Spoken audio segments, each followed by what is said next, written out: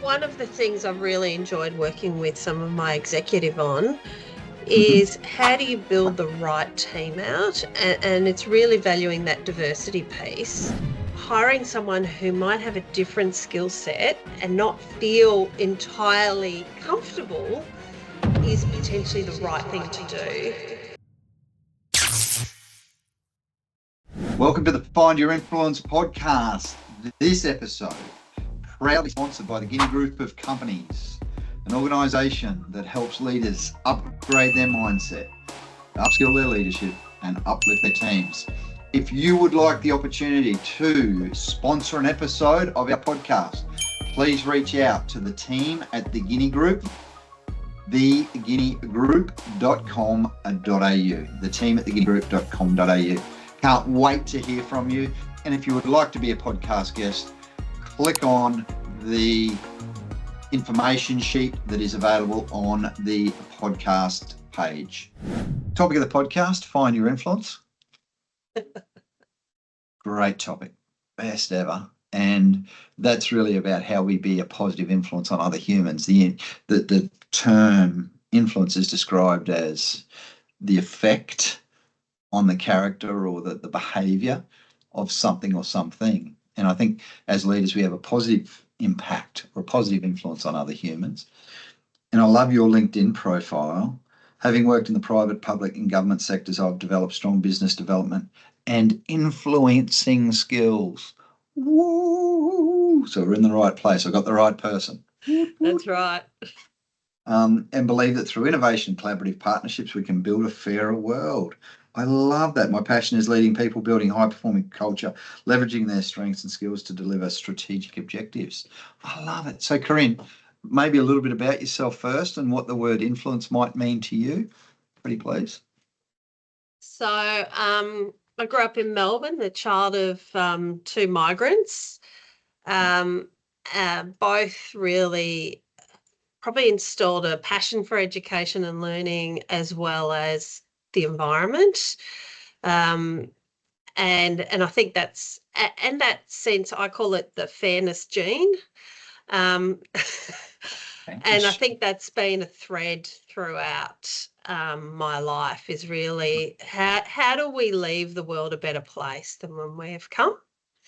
And I've done a whole lot of work throughout that journey in a variety of sectors, but always looking at either how do we build a fairer world, and more recently, how do I create a fairer world for nature, given that we are seeing all of the data telling us that we are losing more than gaining, and how do we create a nature positive world? I get my energy from nature. I'm happiest down at the beach and just feeling like an individual grain of salt or sand on a huge environment. And I think that's really important to remember your place in this broader, very magical, I think, system. Wow. So deep, so beautifully put. And that's why nature's so important to you, because you feel one with it. Yep. Yeah. Wow. Thank you so much as I change my view. So in saying that, Corinne, you've obviously influenced boards, you've influenced organisations, you've influenced people as a leader. What does it mean now to influence people in the environmental space? Because I'm guessing that, it's such a hot topic, sort of environmental change and environmental protection. What's the secret to influencing behaviour in that space and bringing other people on that journey to create a fairer world? I think part of it, I've always looked at things that systemic change, and a lot of what I've worked on is been around systemic change. You've got to treat it like a marathon. It's a low, slow, but you've got to be clear on what the end goal is. And to do that, you've got to celebrate the little wins along the way. Also, sometimes where you get it wrong, because these are paths that are not easy. So you've got to have hitches, and if you have that long view, then you're able to keep the momentum to keep going. And I'm constantly trying to pass that on to people who you can get very invested in small parts or get stuck on the way. We've got to play a long game. And I try and help my teams, look above. We talk about the being on the above the dance floor and on the dance floor. Oh, look above. I love that. What do Because you mean by what do you mean by look above? Is that look up you've into the got to sky? look ahead to seeing what's coming, and help prepare for that. And that takes a very different energy to the doing of the day to day. We might call that strategic at board level, Corinne. Yep, that's right. And sharing that with others is part of that, I think, that influencing piece. That's the influence piece, right. And also watching them get it. And I think there's a lot of joy watching people develop as they see that it's not just about what we're delivering this week, but what we're going to deliver in 5 years' time. Okay. And one of the things I often say to my staff is I think about my successor and leaving the house in the order that they might want it. And I think part of that is remembering that you're in service of an organisation. And I think that when you start to put that in how you look at things, you make very different decisions. Wow, I love that, Corinne. And we talk a lot in the leadership space about leadership in service, because we're serving others, we're serving this entity, we're serving something bigger than ourselves. That's right. And for you, that's nature. But also the organisation, I think I can see sometimes a penny dropping when people realise that I'm not here to service myself. I'm here to service an organisation and an impact. And therefore you make quite different decisions then. I like it. Because it's not always what you get out of it, but rather how will the organisation prosper for it. And that makes you lean into sometimes hard decisions, or they're hard in the short term, but they might be the right ones for the longer term. So you're doing what's right, not what's easy short term. That's right. Yeah. Or not that what's requires popular. so much energy sometimes. Hey, just for all our viewers and our listeners, what are some of the biggest decisions that you've sort of made, or that you've coached your clients to make in relation to organizational or environmental change? Like what are some of the big things that you've sort of, really worked hard recently? Is there something that you're really proud of recently that you've influenced a change in maybe it's the environmental space, or maybe it's just the organizational space? One of the things I've really enjoyed working with some of my executive on is how do you build the right team out? And it's really valuing that diversity piece. And when they're making choices around hiring people, being really clear that hiring someone who might have a different skill set and not feel entirely comfortable is potentially the right thing to do. Rather than just fitting in with people that feel comfortable. That's right. That's not easy, but you can get much better outcomes. And I was fortunate enough to have a leader earlier on in my career who was really supportive and visionary, and I remember he asked me to make a choice, and someone who had applied for the role was someone I knew quite well. I was quite, friendly with, and then someone who had quite a different skill set who I didn't know, and there would have been a tendency to go with the known. And it was the power of how he probed the questions in me, yet empowered me to make that final choice that led to a much better outcome because I didn't take the comfortable road. And I've been working quietly around how do you influence people to still have it as their own decision, but because there's nothing like having the boss lean over and make decisions for you. But so empower them to own the decision, but to not choose the easiest path, because that won't necessarily get you to the right outcome. Well, amazingly put. That is so cool. How do you influence someone to make a decision and empower them to do that? And the M out of power means your power. So how do you get them to lean into their power and actually own a decision that they've made that you and them both know wasn't the easy one, it was the right one to make? That's Corinne. That's powerful. I love that. I think that's the sweet spot for me, and I think that's hard. It's hard, but part of it is, and you lean into those harder decisions if you know your boss is backing you, and I think that's part of it, is giving that comfort zone to your direct reports, knowing I've got your back here. If we get it wrong, we both get it wrong. But instead of comfort zone, let's call it safe space, Corinne. Yeah. Love psychological safety. That's our thing. You know, we upgrade, upskill, and uplift teams so that they feel safe to share, to support it. Powerful, Corinne. Powerful. Thank you so much. That's gold. There's so much gold in that. And for all our listeners, I hope you're getting heaps of value. So, Corinne, you talked about a leader who influenced you. Yep. Have you ever thought back and thought, what are some of the key character traits that leader had that you just really want to lean into? So I'm still in touch with him.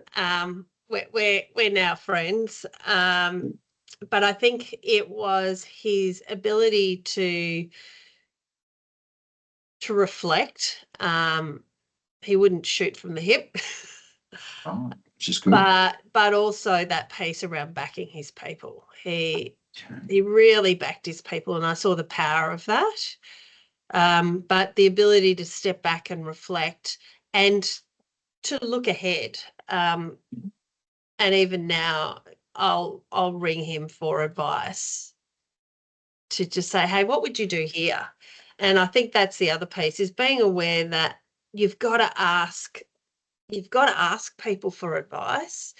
And you've got to get it from different places. Otherwise, you always get the same answers. So you don't want to validate your own voice, your own internal voice, and you're better if you're going a bit further out. That can be a bit uncomfortable. So but I also think that, again, making the right decision is not always comfortable. And and therefore you really have to explore the various options thoroughly before you get there. Explore options. And I think the hardest part of my job is people. You know, people are unpredictable. It's also the piece that's the most exciting. Of course. But it's the unpredictability. I'd love $1 for every time someone said to me, Anton, I'd love to run a business and just not have people in it. and from a leadership consultant, I go, really? Talk me through that, and it's not quite. It's never well, mind you, Corinne, we are in the age of AI, and I think robots are coming, but I just don't ever see how we'll ever replace real humans and that human interface. No, that's right. And I think the complexity of the human is that's part of the magic. Oh, isn't it? So, and the magic is, Corinne, seeing them grow and develop, and that connection. Totally. I've got one who wants to talk to me 6 times a day, and I've got one who doesn't want to talk to me twice. Talk to me at all. Yeah, that's right. And being able to find out how you do that, so that you don't completely overlook the person who only wants to speak to you twice a week. Correct. But and it's just, catering to the cadence that they operate at as well. Have your one-on-ones with people. Make sure that you're connecting, and at their intervals, though. Don't force a weekly one-on-one with someone that just wants it fortnightly or monthly. Cater to that cadence. Yeah. Corinne, your team is lucky to have you. Thank you so much for sharing all this great I information. don't always get it right though. That's the Oh, other piece. I get that. I get that. And then that's the reflection piece, right? What could I have done better? That's right. And what part belongs to me, but what part also belongs to the other person? You've got this such other person focus, which I think is that service piece, which is really, Yeah. really cool.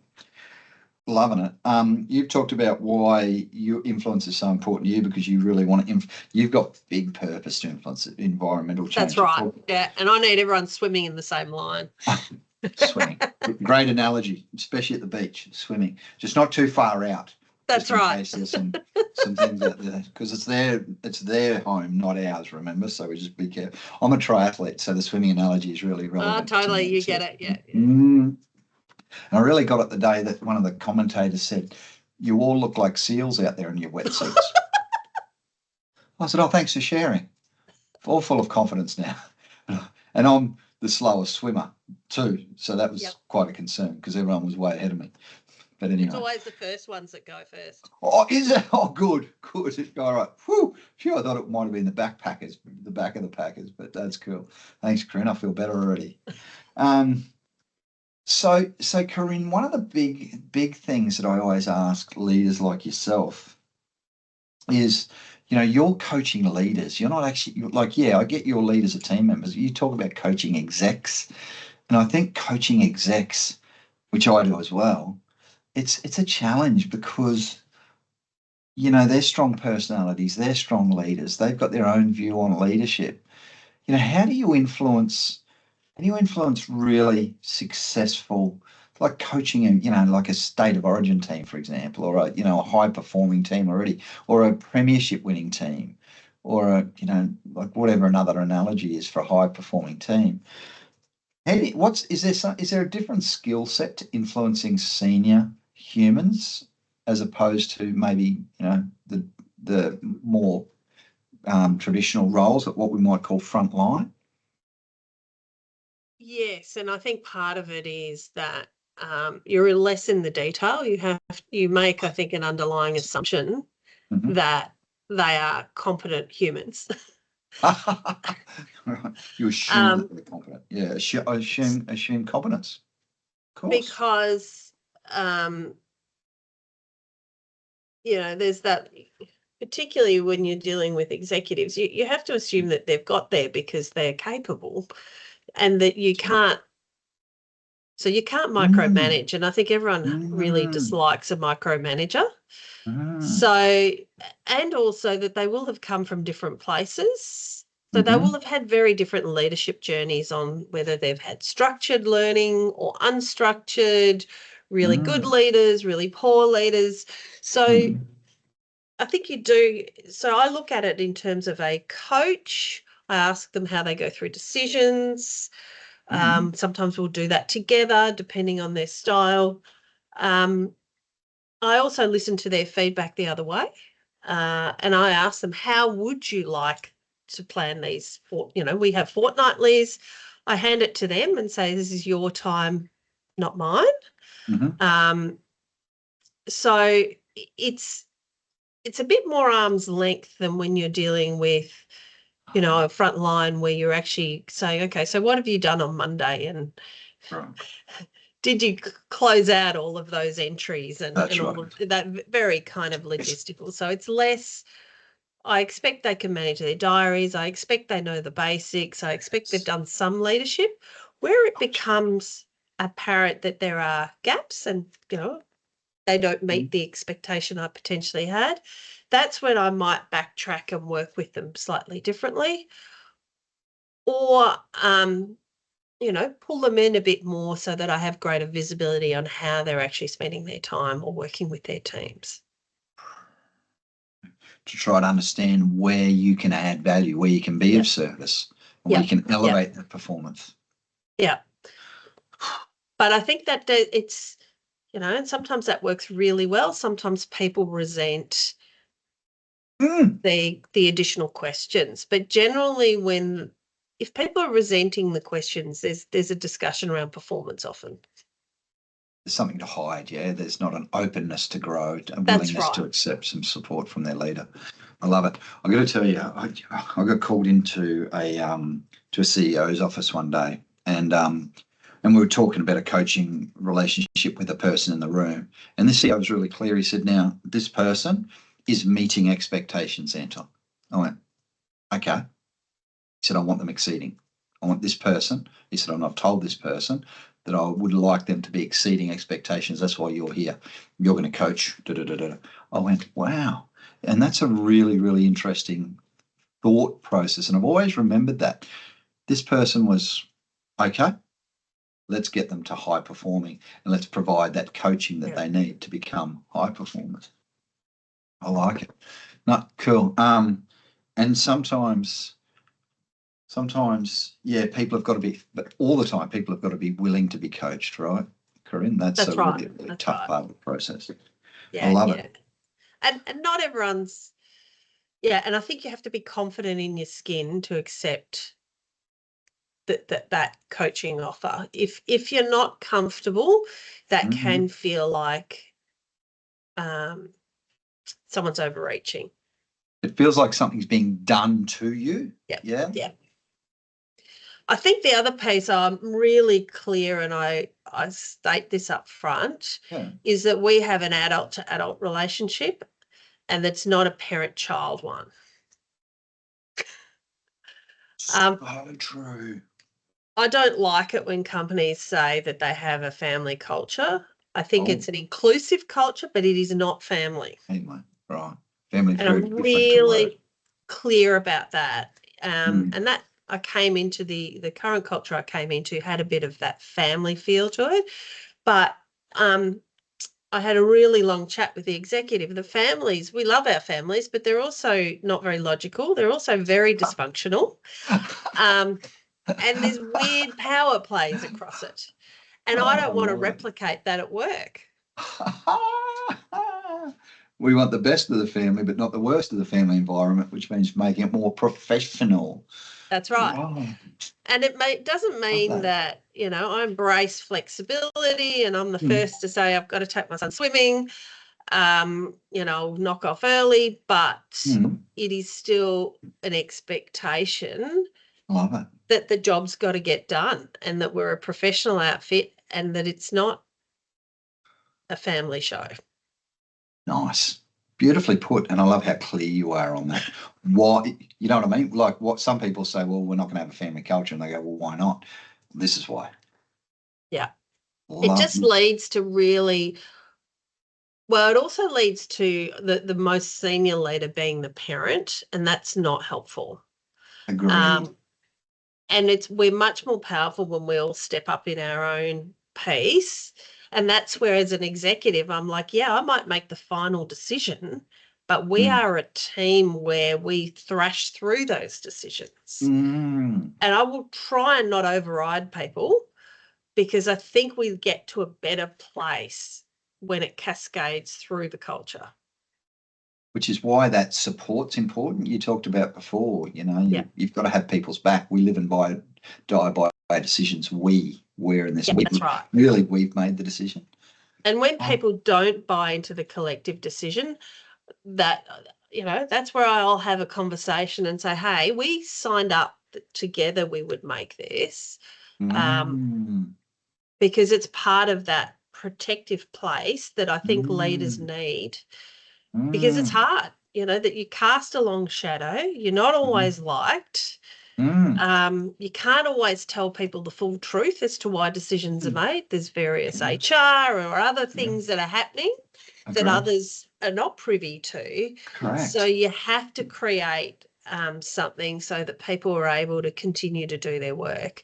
And I feel particularly for that executive level, you're holding lots of moving parts and lots of information.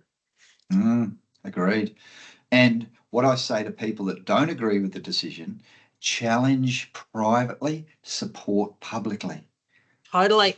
You've got to buy into your organisation values, their decisions. Totally. And if you can't, you're undermining everyone if you don't. And, I see leaders stand up in front of their teams Corinne, and say, well, this is what the boss has said we have to do. And you know, like, it's just, you know, leaders sort of divorce themselves to a degree, let's use a family analogy, from a decision that's been made that really they need to own. And then all That's of a sudden right. their teams check out, and all of a sudden then there's this fragmentation between us and them. And you know, you've articulated that so beautifully that, you know, once we make a decision, we are in. Yeah, And if yeah. we're not, we probably need to have a conversation about why we're not. And if we don't like it, like, we have regular executive meetings to thrash that out. Challenge privately. Yeah. And I specifically do regular meetings, and then we do quarterly catch-ups, off-site catch-ups for exactly those disagreements. Because if we are not challenging decisions internally, we won't get to the right outcome. Absolutely. But And you it's haven't got a psychologically safe culture if you can't challenge like that. That's what psych safety is, right? that's right. That's right. So you want to build that strong culture where people feel free to challenge, and professionally, and then as a leader, you go, okay, cool. I get why you might say that, and then there's a discussion around it. Exactly. And I'd much rather have those disagreements Nice voiced word. properly, and then we move on. But I will Yes. then pull them up along and say, okay, we've done with that one. We've given That's it it. airtime. It's time to move on. Next. That's right. I love it. Stick to an agenda, which we're going to do too with 3 minutes on the clock, because you gave me 30 minutes of your time, and I'm going to stick to that, Corinne, because we value everyone's time here. 2 quick questions. Have you got a leadership mantra, Corinne? Have you got something that you live and die by on a daily basis? And you probably said some of them early in the podcast about leaving the world a better place, so I won't put words in your mouth. Have you got a mantra? That would be it, is leave the world a better place. And secondly, if it's easy, you're probably not doing it right. If easy, not right. I like that. That's because I so think well said. We'll continue to get the same outcomes if we do the same thing. So if we want a different outcome, we've actually got to swim upstream, and it'll feel uncomfortable. It does. You might need a wetsuit. That's usually the right place. That's right. If we're uncomfortable and we've got a little bit of anxiety around that, yeah, you know you're testing yourself because you're outside your comfort zone. Yeah. Beautifully put. Now, Corinne, this is a very, very big question which leaders just might need to reflect on for a sec. You know, I was lucky enough, thank you to Pollyanna for introducing us. Isn't Pollyanna an amazing human? You know what? She is. Do you know what? When I asked Pollyanna what her leadership strategy was or theory is, show up as your adult self. Yep.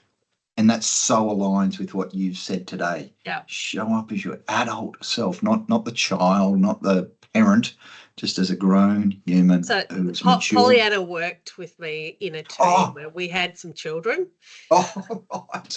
Good. So you had and it just helped crystallize. And as soon as we started talking about parent-child relationships, we were able to really go leaps and bounds with that team, because we suddenly had language for the behaviours that were kept going on. Leadership in action. Thank you. And thanks for sharing. Great story. Great story. Thank you. Last question. If you were in the hot seat, which you are, and someone asked you, who would you have on the podcast, Find Your Influence, which is what this one is, next, who would you recommend, Corinne? Who's someone that you, even that previous leader potentially, like who would you have on who you think would be a superstar? I would put him up. Right. Cool. Would you mind making that connection? I can make that connection for you. Corinne, where have you been all our life? Thank you so much, mate. Connection. You are an absolute champion. Is there anything I can do for you? Anything to help? Would you like a copy of one of our books? Are you a reader? I am a reader. Cool.